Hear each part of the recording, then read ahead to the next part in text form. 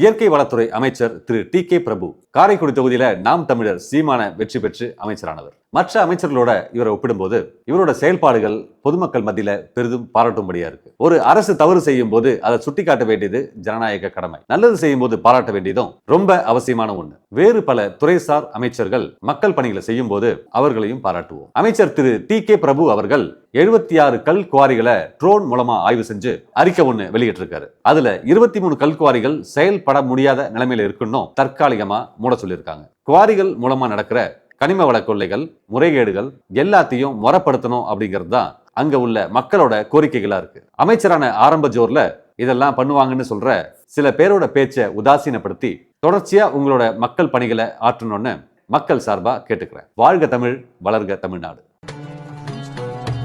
25 plus branches and still growing. Arabian Garden Seafood Restaurant.